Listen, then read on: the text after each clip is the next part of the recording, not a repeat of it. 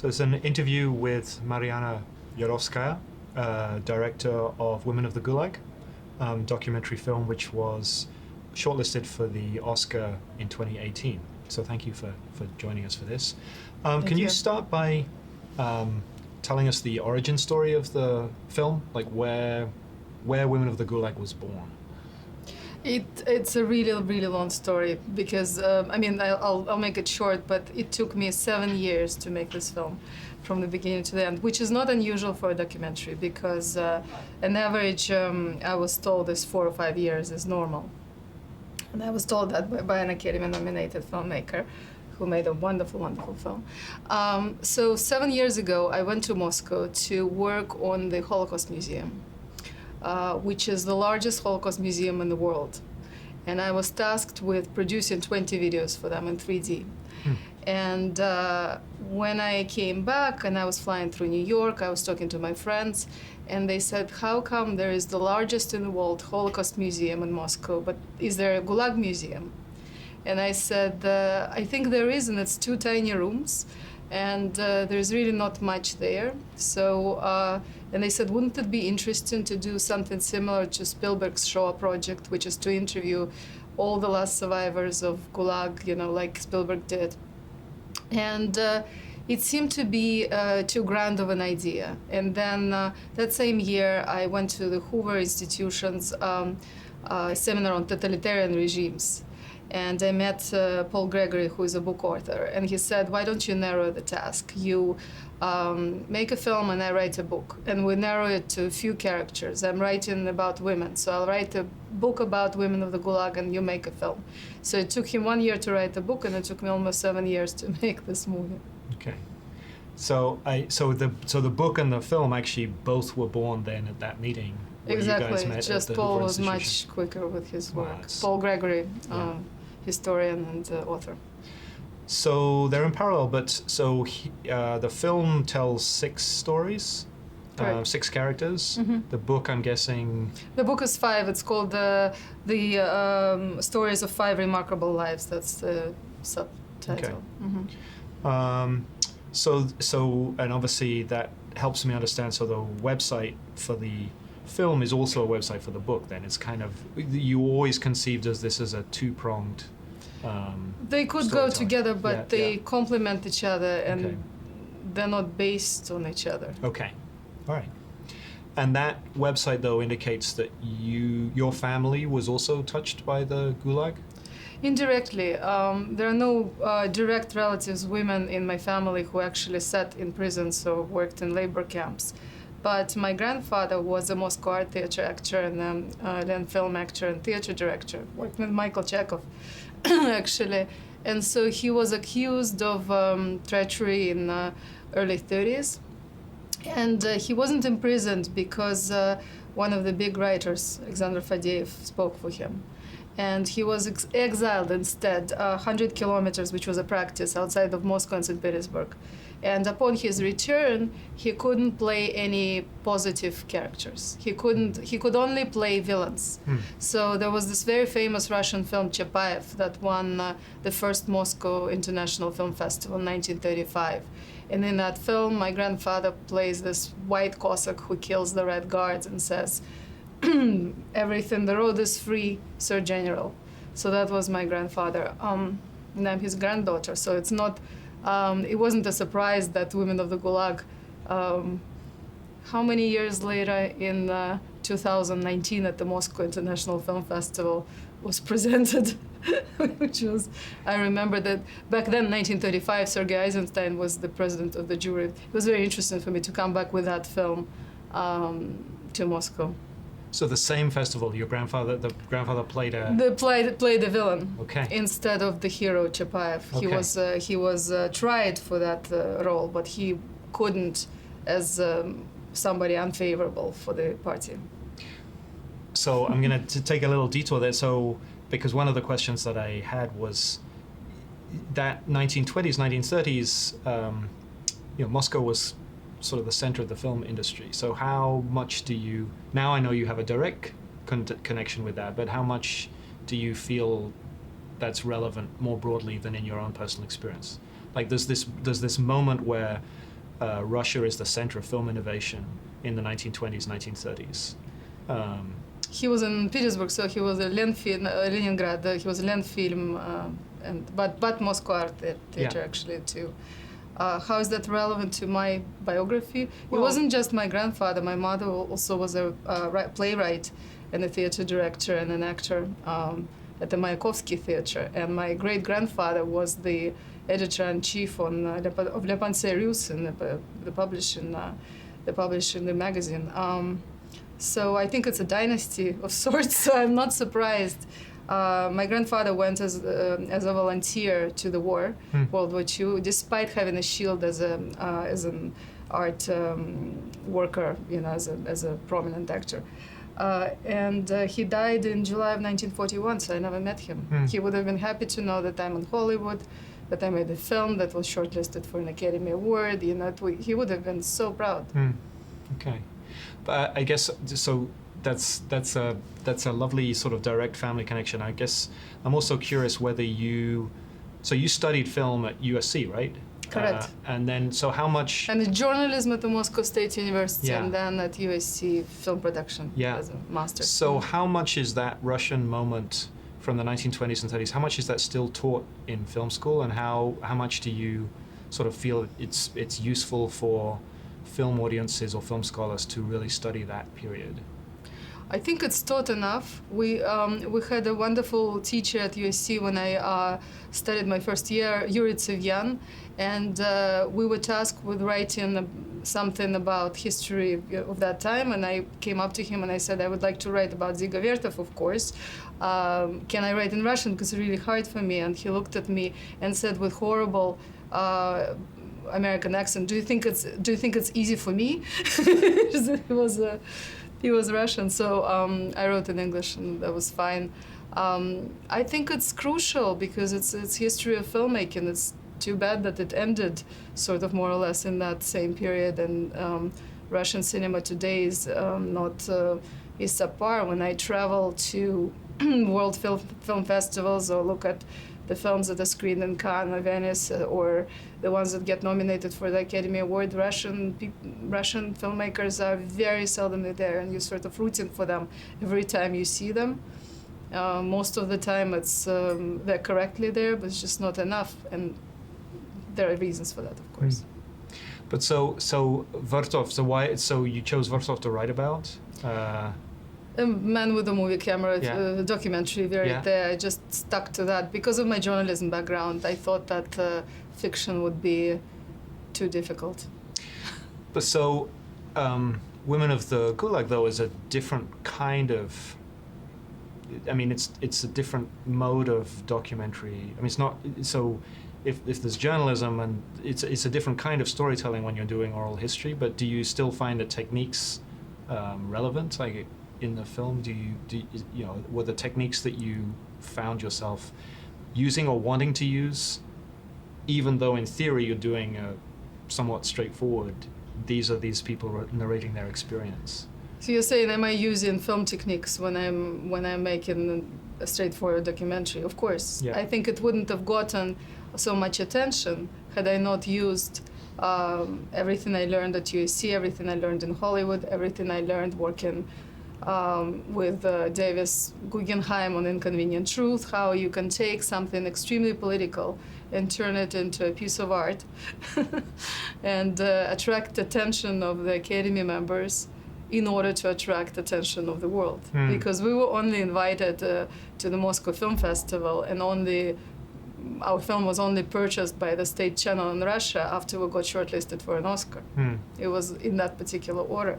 So this was, in order for the film to reach the audience, this is very good, but in order for the Academy to notice it, you have to make something that's artistic. So we used a Stradivarius cello in our music score. The composer, Mark Adler, who's fantastic, was a music editor for Milan Kundera's Unbearable Lightness of Being, for David Lynch's movies, for Milos Forman's Amadeus. The sound editor, Frank Gaeta, who's extremely talented, worked with Alexander Payne on every single movie, from Nebraska to Sideways to my favorite about Schmidt. So I was so honored to David Lynch's movies as well. And two of our executive producers are absolutely renowned documentary filmmakers. Mark Harris, who directed Kindertransport, Oscar-winning movie, Mitchell Block, who produced numerous Academy Award-winning films. So I had a team where everybody was way better at what they do than I could be. So it's kind of a key to bring on a very talented film and let them do what they can do. And the editor, of course, Lady Feinstein, who works with Robbie Kenner, the author of Food Incorporated. So you hire the best people. So is the one sort of, so you talked about the sound editing, obviously key to that kind of reaching the audience. Is the one particular visual sequence you would sort of pick out for people to look at and sort of walk through as like, this is, you know, this may look simple, but here's the art behind this segment? I think it's both in music and sound effects. So in the music, of course, you know, it's simple for 5.1 that you have dialogue in the center and then music on the right and left. But the effects, for example, we have a character, and this is in the longer version of the film, not in the 40-minute one, who was taking care of a half-burnt rat in the prison cell. So she later on becomes a nurse, but she's put in a solitary confinement, and there is a naked rat that comes to visit her in that solitary confinement, and she's burnt because she's bald because somebody poured hot water on her. And so she said that she was feeding her for a month every day. And what do you show? So there's this, we had some shots, a really dark cell that I shot in some prison that is no longer prison, and we put this tiny squeak of a rodent, and it completely brought it to life. You show some dark corner and you hear that. And there are many other moments like that, but this is one of the ones that I thought this little story could be even an animation. Imagine an imprisoned 17-year-old girl in a solitary cell feeding this injured rat. Okay. Okay. So you've also spoken to and that original concept that you had with Paul Gregory. It's like, okay, this is a huge story, right? 2.5 million people imprisoned. We're gonna close up on some. Yes. So you said it was some friends who said, where's the moment for the Gulag, and that was what you're trying to create in the film, right? There was no big apology or a big sort of monument that was built, especially when I started the film. Now, several years later, they built a bigger Gulag museum, the state-run Gulag museum, and they're doing what they were supposed to do for many years. But there is still not one moment of big acknowledgement, like the Nazis did with their crimes against humanity. Like the Germans did, right? About the Nazi war. So that never happened during Putin's time. There was a promise that it would happen in 1990s when I was growing up and going to school and started to work for television. But in the 20 years of Putin's rule, this story or history has been rewritten, and Stalin has been positioned as an efficient manager, something that Putin has been aspiring to be for many years. So he wouldn't, or his electorate wouldn't criticize their own organization. So this is what's happening, and this is why we decided to do this. And to zero in on a few characters, I picked them from different classes. There is a peasant, there is a musician, there's a simple nurse, there is also an assistant to Solzhenitsyn, the author of Gulag Archipelago, Nadezhda Levitskaya. So there are all these different women from different. There's almost a princess from Abkhazia. So it really spans geographically and in terms of class, just to show how broad this was. And I think this is the tip of the iceberg, and we wanted to show the tip of the iceberg so that people who are interested, they can go and explore more. So I know that so you mentioned right, the moment, the 1980s, 1990s, when there was a real opening up of memory spaces, and I know the Correct. organization Memorial was central to that. Yes. So more recently, am I right that one of the problems that Memorial and other organizations have faced is this classification as foreign agents? Correct. So can you talk a little bit about that and how that complicated the work for you, or did it complicate your work making the film? Memorial was extremely helpful. First of all, they had, this is a non-profit governmental organization that is non-governmental. It's not supported officially by the government, but they've been doing an incredible amount of work collecting information from different sources about the survivors and the victims. So they have these cards, thousands and thousands of cards with names and biographies, and in the 90s and early 2000s, they've interviewed many people on Betacam. So we used some of their catalogs to select the biographies of our women, and to select those who would be more willing to speak, or who actually sat in those camps or spent time in prison versus being someone's relatives or not really having that experience.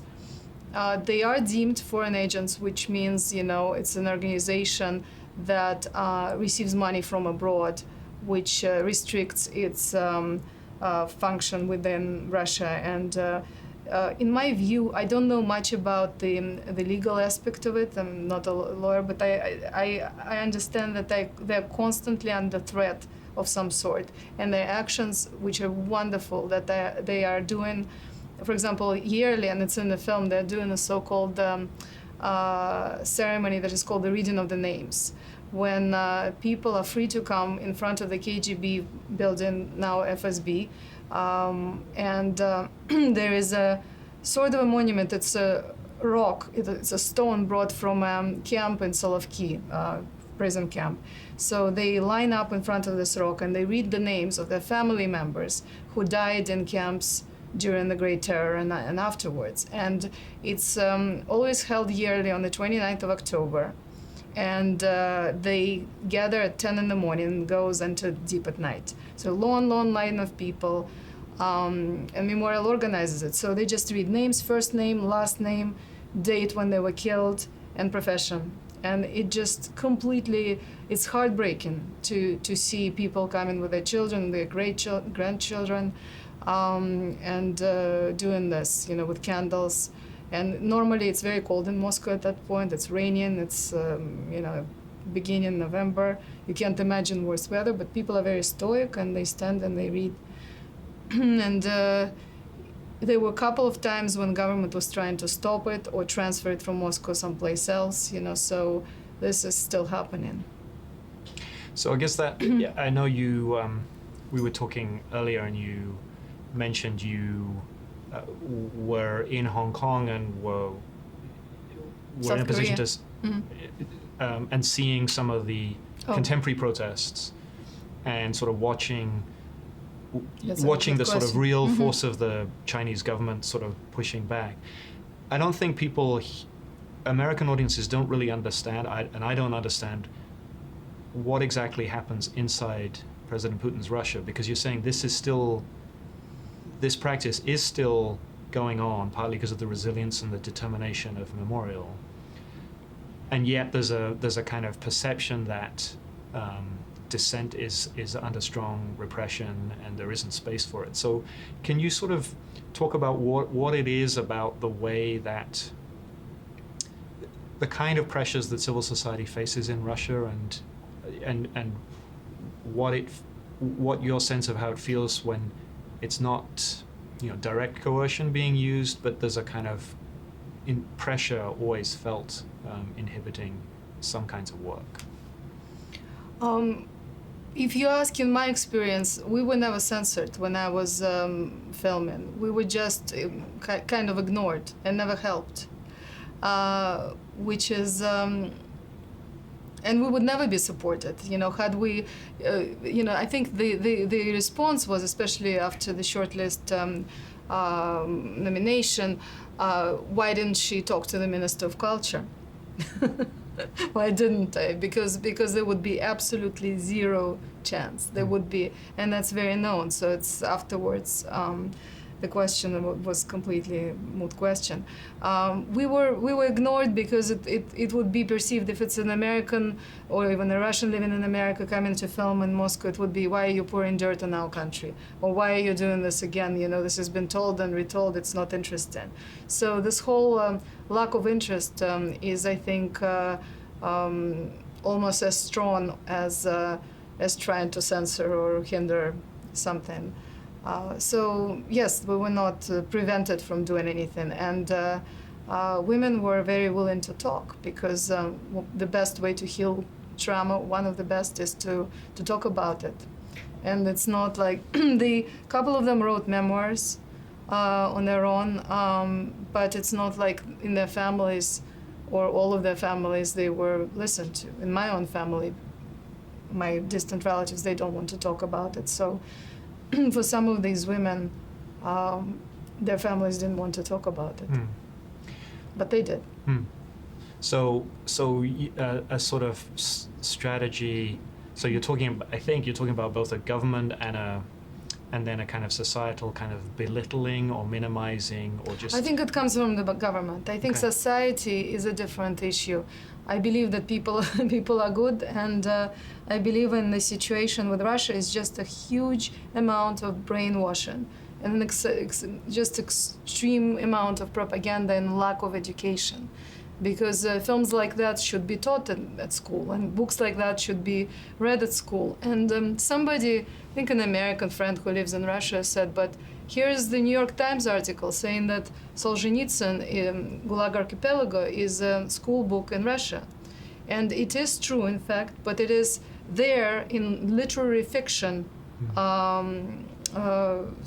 department, alongside The Quiet House by the Soviet writer Sholokhov, which is social Soviet realism. So next to each other, and I said this should be in the history class, not in the fiction class.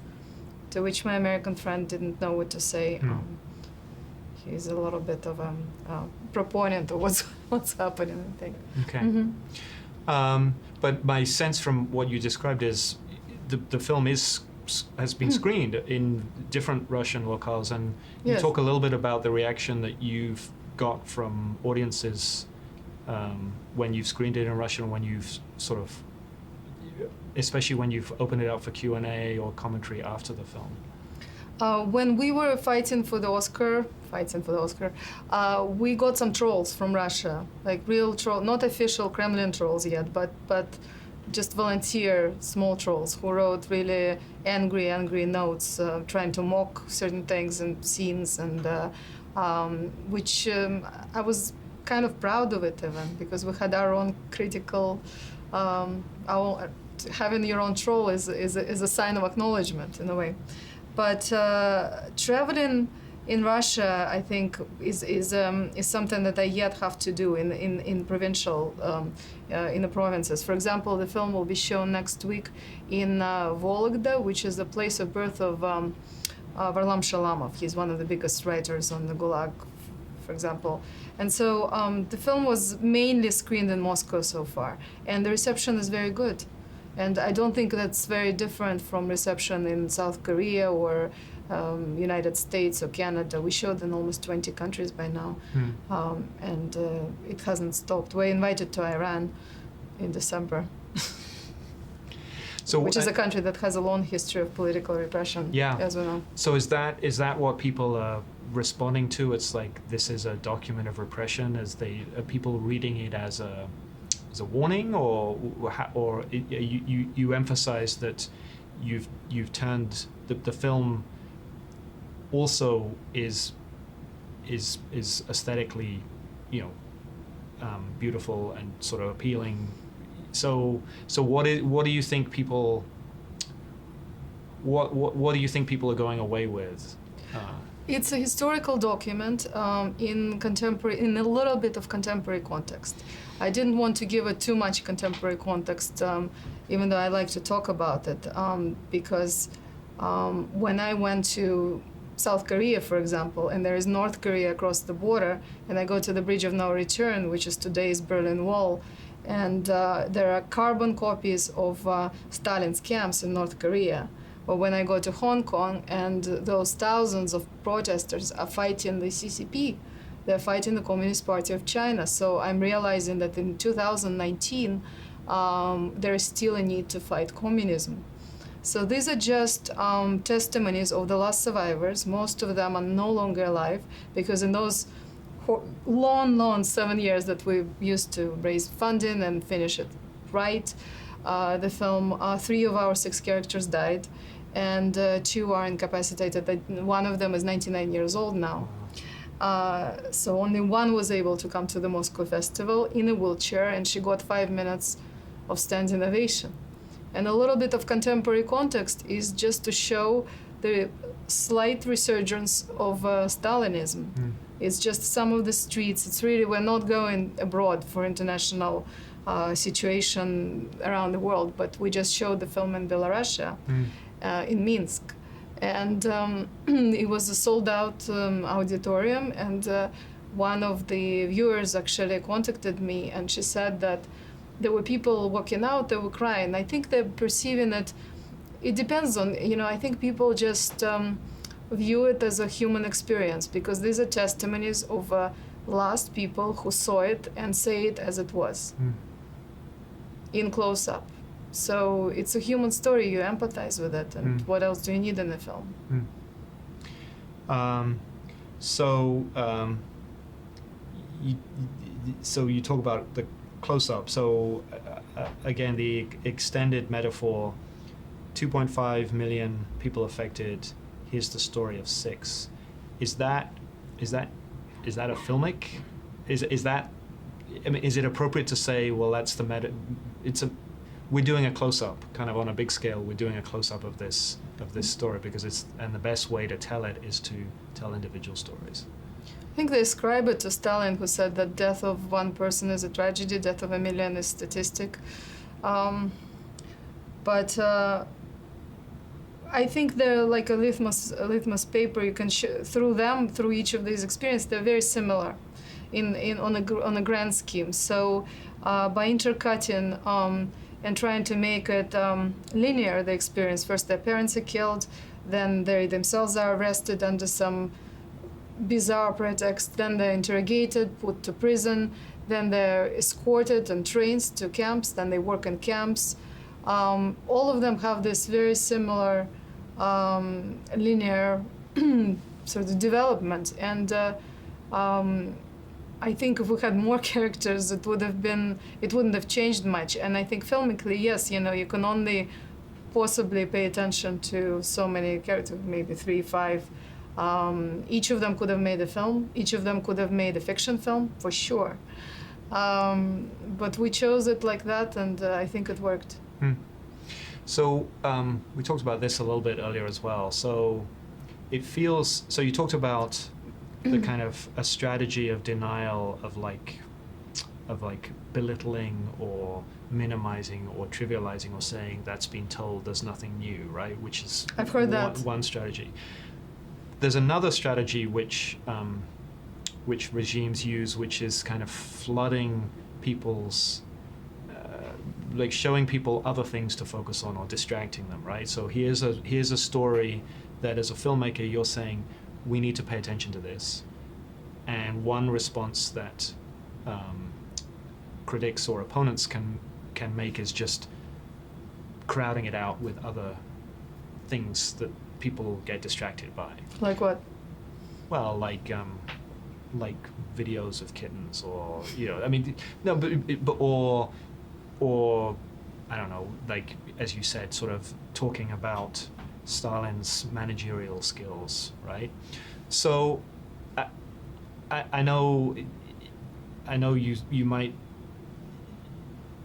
you flagged sort of communism as the fight, a contemporary fight. Like people need, you wanted people to flag, look, the fight against communism and what it does to humanity is still a force today. That's an afterthought, you know. I Okay. think that was an afterthought when I started traveling with the film Yeah, to yeah. the places where I was invited, like Yeah. Albania, like Yeah. Moldova, and all these post-Soviet countries, like Kazakhstan, like again South Korea and China. Yeah.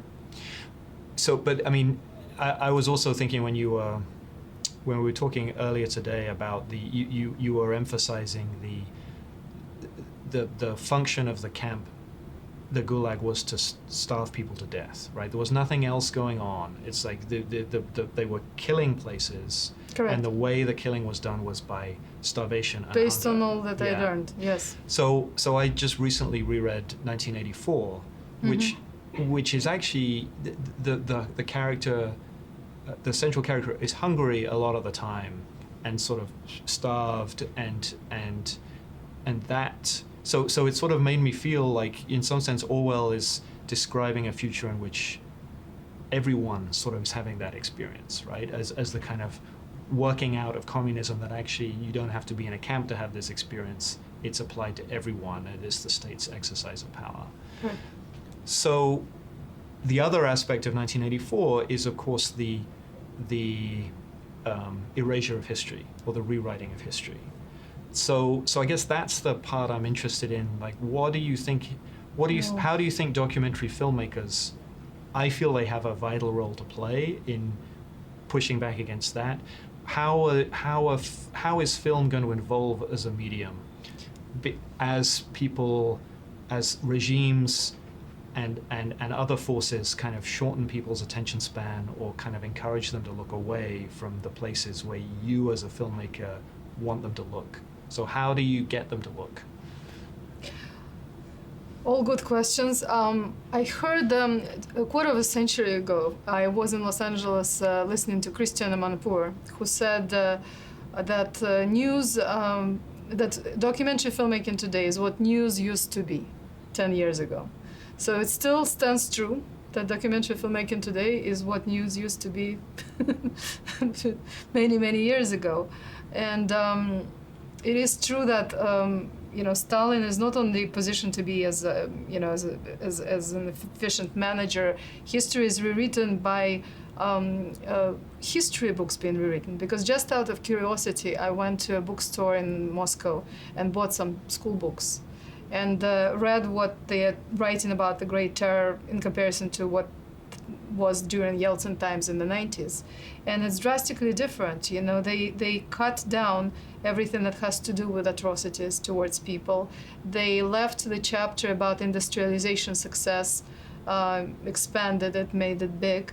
And then for the Red Terror, they said there were some excesses, and the examples were of higher commandment, killing higher commandment. There was really not much about the numbers, about how many people, about how. So, and then at the end they were offering a quiz, which was very just struck me, about Stalin. They said, well, here are the three historians' opinions, and which ones do you agree with and why? And one said Stalin was Stalin awesome.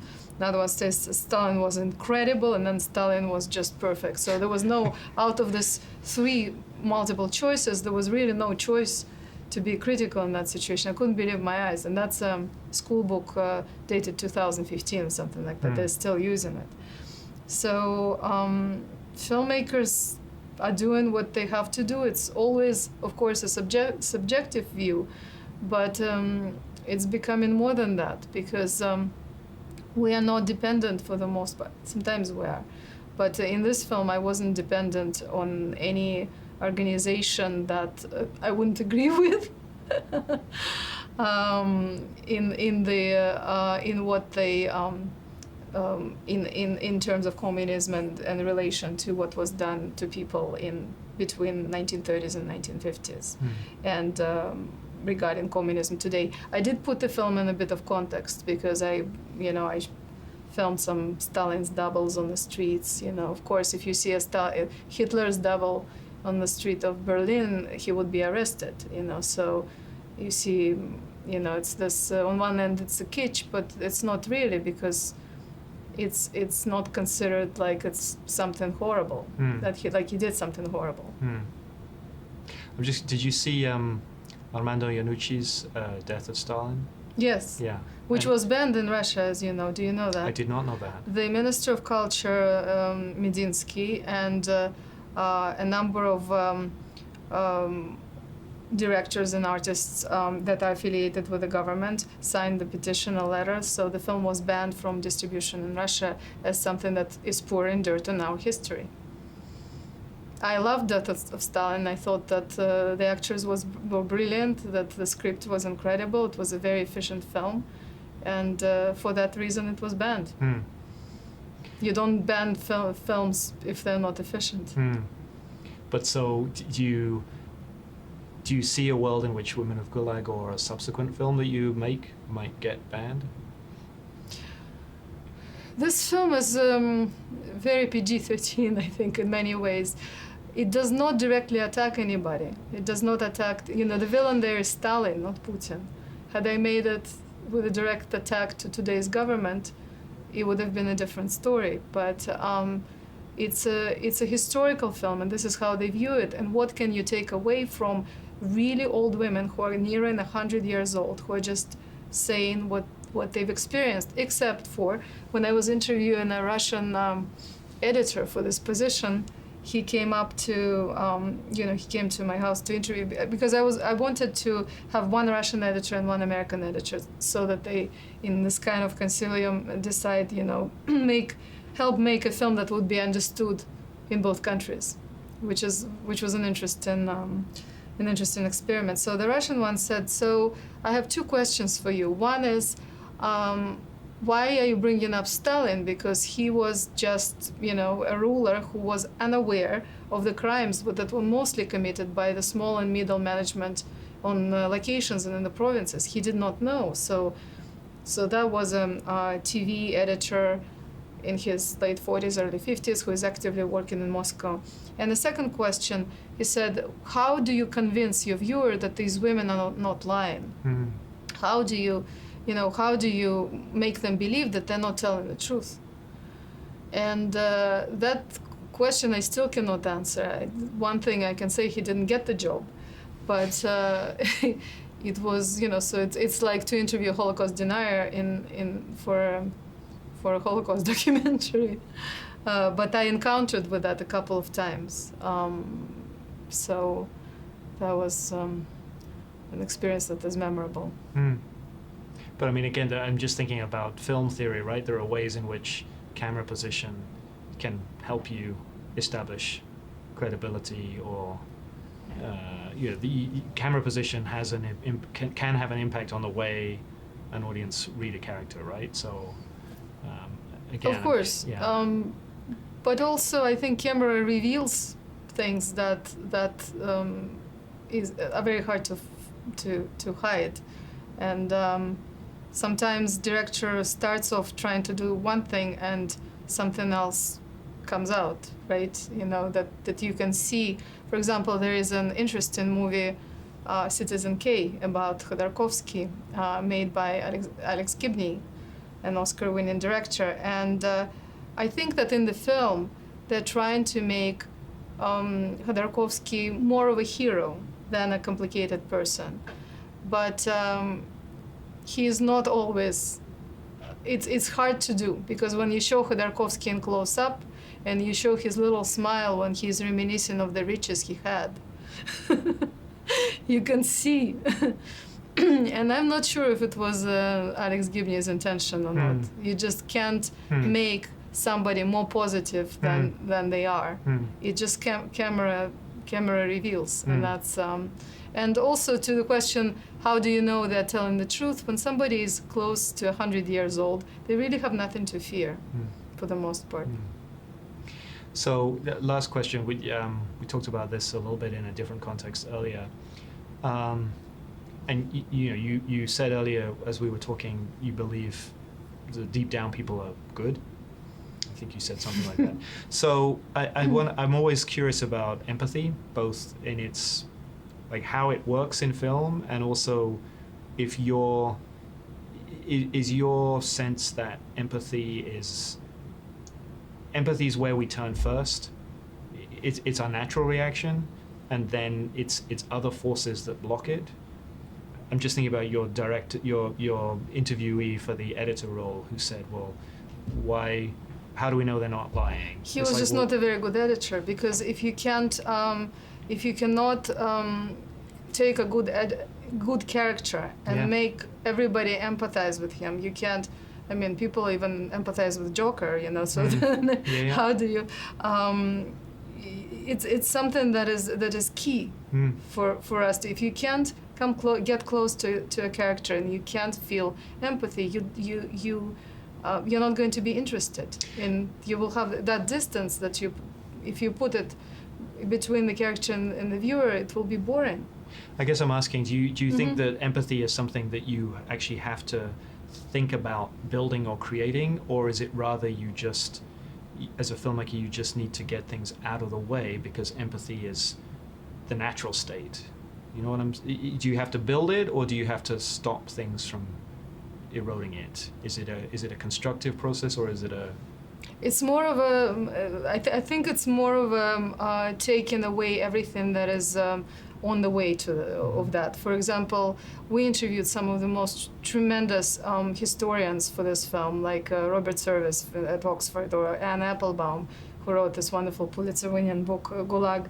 And we interviewed all these people, and then we thought, we can't have them in this film. This film has to be with just these women who experience these horrible things, talking to a viewer, and that way it will be most impactful and they will feel that empathy. So it's like a sculpture, by putting out all that is not needed, you create something that has the most impact, and that's all you need. Even if it's short, it's a short. Because those sort of expert interpretive voices just put something between the viewer and what you want them to experience. Correct. Got it. We don't need, in my mind, you know, even going back to Citizen Kane, if you want to create a portrait of Khodorkovsky, don't have maybe a Moscow Times reporter in English having this didactic voice in English, explaining to people what he was. Just have him speak and create that character without everything around, or have characters that support him, not sort of stand above. So if we have wonderful historian Anne Applebaum explain to us, that will take away from our very strong women that we had in the film. Great. So thanks. So last thing would then be, what if you wanted to give someone the best possible preparation for watching the film, experiencing the film, is there anything you would say to them first, or would you just leave it to them to experience it? Both. I wouldn't talk to people about the film, because I think that the film speaks for itself. We made it the way so that it would speak for itself. We hope we made it this way. But I would just say to not watch it as only a historical document. Not only watch it as a piece of history, although we indeed jumped into the last wagon of the departing train. Like I said, 3 of the characters are no longer living, and you know, obviously they're very, very old. But to say that this is still a very pertinent issue in the world, and this is still something that is happening, like I said, in North Korea, in China, and all these, the issue of genocide, you know, it has happened in the 20th century, Rwanda, Bosnia, of course, and it will keep repeating, right? So, and it's happening now. If you look at what's happening to Hong Kong, it's partially happening now. So communism is not dead, and the film is still pertinent, unfortunately. So I want people to look at it from that standpoint, that this is not merely something archival. Great. Thank you so much.